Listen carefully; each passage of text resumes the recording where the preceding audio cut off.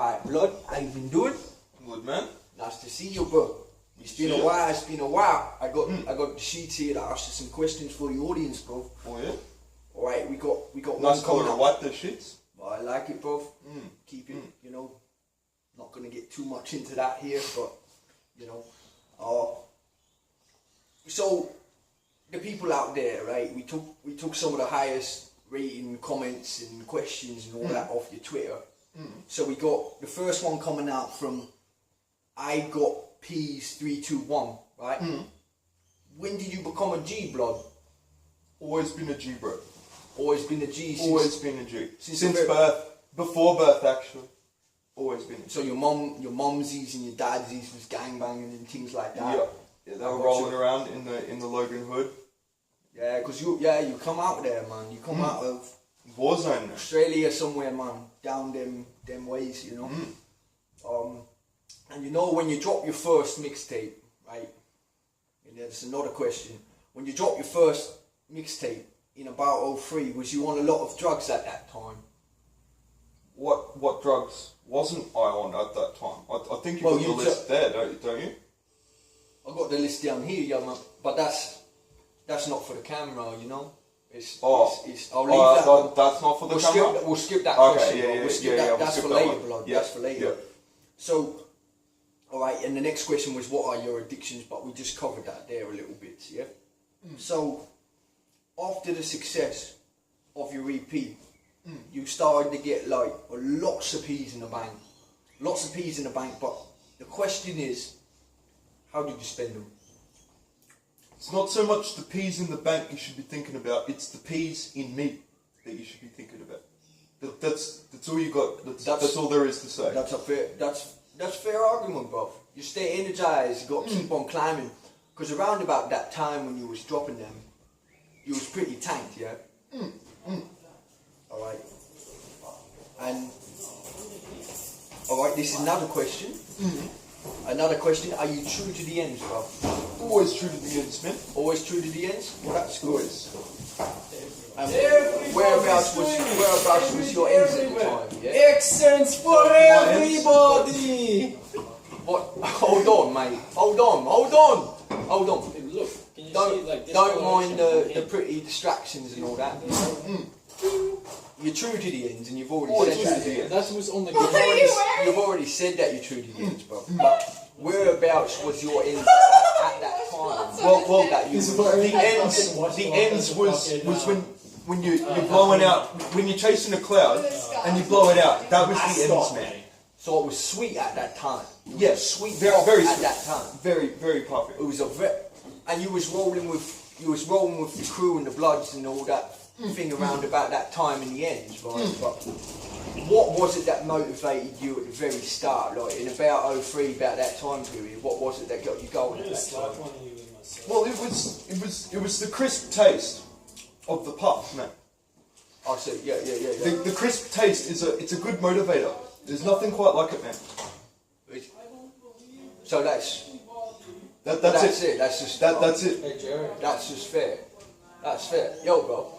How's it going? Oh, we got Willie Jim in the back with a big, you know, Big donga, namaste. But, alright, so you got all your motivations pretty much from narcotics at that time. Yeah, yes, that's correct. Yeah, and you was hailing out from like the Logan area. Yes, and you was spitting fire out there, and it's got lots of like there's up and comers coming out there all the time, and we see a lot of that on the SoundClouds and all those things on the internet. But we got another question here. How long did it take you to make that EP? Was that something that you were working on since you was youngins, or was that something later on? Well, I banged it out in one session. It was 9 days. Yeah. But it's a good session. So it was a 9-day like writing process. I was awake for 9 days, and then the album was released. You were awake for 9 days, alright, that's fair enough. The audience can make of that what they will. And then of course, from all that success, all of that stuff you kind of got from that, and the EP when you dropped that as a promotion, and the success, you know, it was played in Canada, America, all across Europe. It was pretty much everywhere in Asia, you know. And of course, I only remember Canada though. Canada was pretty good. That was your favourite. That was your favourite. Well, it's the only one I remember. So that, yeah, it's my favourite. Yeah, that's fair enough. You got a bit of sleep there, did you? Yeah. When you was doing the rounds in Canada, you got some sleep. Well, that's good at least. So you was pumping in all them places, and you was making bang at that time. You was making mass fucking bang, keeping it blood clot, you know. But from there, like, where do you go now? Where do you see those innings and that? What's your motivation for the future? What kind of mark are you going to leave? Well, all great things end in a big bang. So yeah, I got you. We've been going up on the uppers. We've been on this upward trend. You've been climbing up. Very upward trend. And now you've been doing it steady, bro. Yeah. Been so blood. So now we've got to switch the trend. We've got to go straight down. We've got to get on that H, jump off the P, onto the H, go in that downward spiral into that big bang. All good things end in a big bang, man. Big bang. So you were going up there at that time. So now you're kind of like bringing a different style, like a downward spiral style almost. Like everything's gonna fucking crash and burn, but you're enthusiastic about it. You know, you're embracing it. Therefore, you're gonna kind of mould that spiral into something creative that you can sell to, you know, the youngins and the people from the ends and the people all over the world. And I think that's a pretty good strategy, because we've seen that from other artists, you know, some grimy stuff before, but we've never seen it quite on the level that you bring it. You've brought it with some serious heat when you're on your upper. And now what we need to do, or what you say or propose you are going to do, is kind of encapsulate and record your crash and burn. And you want to capture that crash and burn in sonic format. Accurate one-to-one. Accurate one-to-one. And it's going to be bass that's going to shake the house down, you know. It's going to be shaking the walls, and everybody's just going to be fucking losing their minds at that thing, like. And I know where you're coming from, blood, but talk is talk. You got to deliver the goods, because man, them are waiting for the goods, blood. And so what are you thinking about the time this is going to take you to release this sort of stuff now? On the rebound? Well, the writing window on the new. It's going to take a little longer. It's a bit longer. Because you got sleeping and stuff. Yeah. Quite a bit of sleeping. And laying down. Lots of laying down. But hey, you can get creative when you're laying down. Very creative. You know very that creative. really well, blood. You know it well, blood. You got to feel that.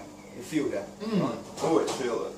And you was talking about like the bang, like everything ends with a bang, and that's going to be your career and your life, really. You know, it's going to end with a bang, because you know we kind of see what you surround yourself with and all that sort of thing. But